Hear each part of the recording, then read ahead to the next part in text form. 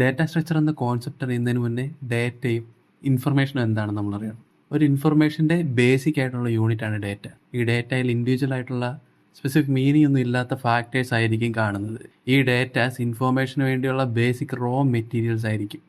നമുക്ക് സി പോലുള്ള പ്രോഗ്രാം ലാംഗ്വേജിൽ ഇൻറ്റിജർ, ഫ്ലോട്ട്, ഡബിൾ, ക്യാർ ഒക്കെ കാണാൻ പറ്റും. ഈ ഡാറ്റ എല്ലാം എങ്ങനെ എഫിഷ്യൻ്റായി സ്റ്റോർ ചെയ്യുന്നു, റിട്രീവ് ചെയ്യുന്നു, ഓർഗനൈസ് ചെയ്യുന്നു എന്ന് പറയുന്ന ഒരു കോൺസെപ്റ്റാണ് ഡാറ്റ സ്ട്രക്ചർ.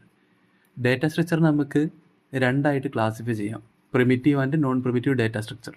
പ്രോഗ്രാമിംഗ് ലാംഗ്വേജിൽ ഓൾറെഡി ഡിഫൈൻ ചെയ്തിരിക്കുന്ന ഇൻറ്റിജർ, ക്യാരക്ടർ, ഫ്ലോട്ട്, ഡബിൾ എന്നുള്ള ഡാറ്റ ടൈപ്പിനെ നമുക്ക് പ്രിമിറ്റീവ് ഡാറ്റ സ്ട്രക്ചർ എന്ന് പറയാം. ഈ ഡാറ്റ ടൈപ്പ് എല്ലാം സിംഗിൾ വാല്യൂവിനെ ആയിരിക്കും ഹോൾഡ് ചെയ്യുന്നത്. ഈ ഡാറ്റ ടൈപ്പ് യൂസ് ചെയ്തുകൊണ്ട് യൂസർ തന്നെ പുതിയ ഡാറ്റ ഡിഫൈൻ ചെയ്യുന്നു. അതിനെ നമുക്ക് നോൺ പ്രിമിറ്റീവ് ഡാറ്റ സ്ട്രക്ചർ എന്ന് പറയാം. നോൺ പ്രിമിറ്റീവ് ഡാറ്റ സ്ട്രക്ചറിനെ നമുക്ക് പിന്നെ രണ്ടായിട്ട് ക്ലാസിഫൈ ചെയ്യാം: ലീനിയർ ഡാറ്റ സ്ട്രക്ചറും നോൺ ലീനിയർ ഡാറ്റ സ്ട്രക്ചറും.